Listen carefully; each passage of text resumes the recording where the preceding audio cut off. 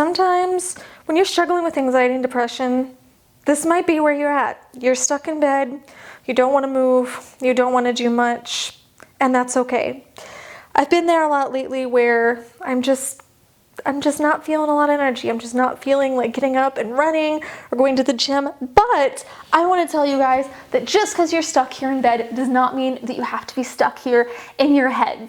For those of you that are new, I'm Amanda. Welcome to the channel where we are all about shattering the mental health stigma. And today I'm just going to be sharing with you the things that I do when I don't feel like getting out of bed, but I also don't want to be stuck in my head. Let's go. This is Ricky. He loves being held and cuddled, and he's probably going to be in the video a lot today because he loves laying on my bed, but that's awesome because he is great for a little energy boost. Great when I don't feel like peopling, but I still just want energy and I still just want snuggles. He's not mine, but he's here 5 days a week, so he might as well be. And he gives the best love and cuddles, right? You're such a good boy. First and foremost, we gotta make this bed, so let's jump on it. Making the bed's a small thing that can help you feel a sense of accomplishment, and it satisfies our subconscious need for things to be aesthetically appealing. Just like everybody else though, sometimes I just like to feel snuggly. And one of the first things I'm going to do when I'm having a crummy day or my anxiety is kicking up is I am going to put on a pair of socks, because even though it is 109 degrees today in beautiful sunny Arizona, I just feel secure and cozy in my socks, and it's just a great symbol to me of relaxation. When I have my socks, I have a cup of tea or something. It's just really symbolic of relaxation. So that's one of those things that make me feel really cozy, but I also still like to feel warm and enveloped. So there's two options. I talked about this one a little bit in the video I made with my son about our boxes, our coping boxes that we have for anxiety and when our emotions just get kind of overwhelming. This is my mommy blanket. My mom gave it to me when I was probably about 8 years old, when she went away to nursing school, and she told me that if I ever needed her while she was away, because I was really upset that she was going to be gone for several days, that I could just wrap it around me and get a hug. And since she passed away, there have been many days, many nights where I just wrap it around me to get a hug from her. But I also have this amazing Harry Potter blanket that someone very special to me made me actually, and it is something that makes me feel safe and loved. So I'm going to snuggle up in this one today. You good there, my love? I guess Ricky needs a little bit of snuggling too. Now, some people like to put the blanket around their shoulders, some people like to drape it over their legs. It's really a matter of preference. I like it around my shoulders because it feels like my wings that are protecting me. It feels like I'm getting those snuggles that I need. So it really just, it's a safety, security, cozy thing for me. But whatever works for you. As a matter of fact, some of the things that I'm going to be talking about in the following couple of minutes is probably stuff that experts will say, don't do that, but it works for me. And as with anything else on this channel or anything else that anybody ever suggests to you, some things will work for you, some things won't. It's really just a matter of trial and error. It's a matter of preference. If it doesn't work for you, don't do it. For me, I know a lot of people just sing the praises of cold showers. That is not something that I find enjoyable or that I am going to commit to, or that is going to help me. Will it benefit me on a physical level? Probably, but I'm going to be miserable. And I'm one of those people that don't really believe in making yourself miserable if the payoff isn't good enough. And I did try it a couple of times and the payoff was not good enough for me. So that was something I nixed. If this works for you, awesome. If it doesn't, keep trying. He can't make up his mind whether or not he wants to lay on the pillow or lay under the blanket or lay on my head. So this is a stack of stuff that's kind of been migrating around my bed for the last week or two, just because as I'm processing through things, I have been spending a lot more time here, and that is a-okay, but I feel like I want to make the most of my time. So if I'm here right now, that's cool, but I, like I said, don't want to get stuck in my head. So I have really found the balance, I think, between honoring the fact that I need to relax and the fact that I just want to be in bed right now, and not allowing myself to get lost down the rabbit hole of just staring at the wall. Let's be honest, it's not really all that pretty of a wall. I don't want to get lost in the intrusive thoughts. I just finished this book actually. It's called Way of the Cobra by Sean Kanan. I actually just interviewed him for the channel not too long ago, and he sent me this book. You might know him as Mike Barnes from The Karate Kid 3. I knew him as Deacon Sharp from The Bold and the Beautiful. So I didn't really know what to expect going into this, but there was so much value for all the transitions that I'm going through in my life right now, and the fact that I have said this over and over and over again on the channel, and this really drove it home, and it really helped me as a reminder right now that you can have crummy days and still be a happy person, and how to go through those crummy days. So if you're looking for even more than this video, this book is really, really awesome just to give you some action steps on bettering yourself, on finding your inner badass, on really unleashing the power within you. Even if you're struggling with anxiety and depression, which, as you guys know, I do struggle with both of those things. I was diagnosed with borderline personality disorder, so this was something really good during this time in my life, just to give me some insights that I hadn't thought about, and some tips, and give me those reminders, those butt-kicking reminders that I really needed right now. Then I went to the library and I found out Jeff Lindsay, and by the way, I'm not being sponsored by any of these people. These are just my personal likes, my personal references, my personal recommendations. So I found me a new Jeff Lindsay novel. Anybody that knows me knows that I'm obsessed with Dexter. So I found a new Jeff Lindsay novel, and I'm just enjoying getting lost in it again, just getting lost in a little bit of fantasy. And a lot of experts, like I said, will tell you not to do anything but sleep and have sex in the bedroom. But for me, just lying down and reading before bed helps my brain transition. It helps me keep those intrusive thoughts from really kicking up. So I love getting lost in a good novel. This is something that one of my best friends from back home in Missouri sent me. It's called the Anxiety Blob Comfort and Encouragement Journal, Gentle Prompts and Exercises for Letting Go and Finding Inner Peace. And it's amazing because sometimes we just need to allow our thoughts to run free and process through them. And sometimes they can be really intense, and it's nice to have different exercises, different things to do to distract those thoughts until we can kind of get a rein on them, until they become less intense.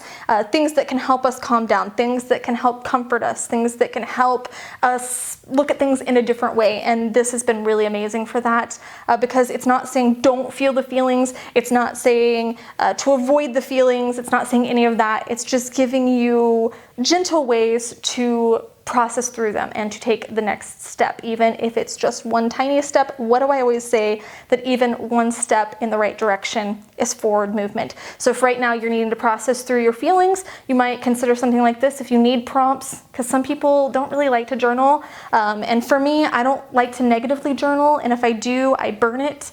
I like to do things that are more positive and stuff. I like to focus on that, so this was really great for that. But in there, I mean, there are some things where you end up writing about things that are making you uncomfortable, and that's okay too.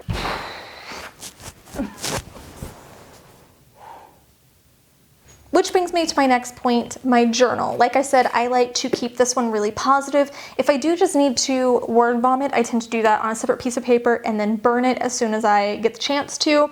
But this is just insights. It could be quotes that I read in a book or that I saw somewhere. Most recently, the thing that I've really been delving into is I felt like I was really starting to lose my identity again. And that's something that's actually really common with people who struggle with borderline personality disorder, is having a concrete sense of identity. So something I did was I went and I wrote 50 facts about myself. And I guess that was kind of inspired by Matthew Santoro, because I got stuck watching his videos after we did our interview together. I really just kind of enjoyed spiraling back and watching a bunch of his fact videos, so that was the reason for the number 50. But I wrote 50 facts about myself, and it was just things I like, preferences I have, things that make me happy, peeves that I have, beliefs that I hold really deeply, and just reconnecting with myself in that way and accepting, not judging, just saying, you know what, this is the belief I have, and some people might not agree with it, and that's okay, but just writing down what I believed and not allowing everything else to kind of pull me in different directions, because that's something that I really struggled with, was things pulling me in 1,000 different directions, and telling me this is what I should believe, and this is what I should think, and this is what I should feel. Just reconnecting with my beliefs and my thoughts and my feelings and my preferences was actually a really amazing exercise. I would really like to hear some of your facts about yourself. So if you want to share those in the comments below, I am kind of excited to hear some other people's facts, no judgment here. The last thing in the stack is this beginner's French verbs and practice book. Now, I've been practicing French for a while. I have an upper intermediate level, so this is a little easier than what I'm used to. However, I still find myself learning new words. I still find myself realizing that I forgot how to conjugate certain things. So it's a great refresher, but it's also something that can occupy my mind. It's something that isn't scrolling social media, but can still just be filling things out, just doing something kind of passive, because like I said, it is a little bit easy for my level, but it still makes me feel productive, and it still makes me feel just a slight bit of happiness. I actually wrote an article for a well-known language learning site that was how learning French helped with my anxiety and depression. I'm going to link that in the description below, because it really surprisingly did help me, and I never saw that coming. I just picked it up because I wanted to do a humanitarian trip to Haiti, which I did back in 2018, and I wanted to really just pick up another language. It was something that I'd had a passion for a long time. Finally did it, but this is something that I've kept with me lately here in the bed, just to have something to get my mind elsewhere. Because I tell you, when you're conjugating verbs, you're not going to be thinking about the chores. You're not going to be thinking about all your problems. It kind of gets your mind somewhere else, so it's perfect. Now, something I will never, ever, ever do without, even if I'm stuck in bed, is water, because this is something that I did not grow up with, and I think it really exacerbated things. I did not drink a lot of water. I was always on soda and juice, and then as an adult, it was wine and ciders and beer and water, my friends, water, because if you are dehydrated, which is something that alcohol will do, if you are dehydrated, it's going to increase symptoms of anxiety, it's going to make you more fatigued, it can make it harder to concentrate, so having water available is completely imperative. It's absolutely necessary to have water available at all times. When you're stuck in bed, if you're wrapped up in a blanket, you could be sweating, but regardless, you still need to be hydrating. And I lucked out and found this bottle that has a bunch of positive mantras. I got to apply these stickers myself, but it's stickers with a bunch of positive mantras, like do what you need to be okay. That's exactly what we're talking about today, right? It's okay to go bananas. Make it a great day. But we were talking in one of my previous videos about the importance of mantras and how they can actually rewrite the neural pathways in your brain. So kind of bonus with the bottle, but it's really, really important to stay hydrated, even if you're just stuck in bed, even if you're ordering Postmates or Uber Eats or whatever to your bedroom. It's still important that you are staying hydrated. So this is a box that I keep by my bed, because even though I do some of the things that experts say you should not, like reading in bed or doing French verb conjugations in bed, I still have a very specific bedtime routine, which I might post about at a later time, that helps me transition from the waking hours to sleeping hours, because insomnia is something that you can very much struggle with when you have anxiety and depression. So it's a very specific routine that I have formulated that really helps me get from waking to sleeping. But also in this box is a few things that really help while I'm having the stuck in bed anxiety and depression days. So the first thing I talked about in one of the previous videos about the coping box is Vicks Vapor Rub. Number one, because it helps you breathe. It opens up your airways and it helps you breathe. But for me, it's just a very comforting smell. So it has that double meaning, that double help.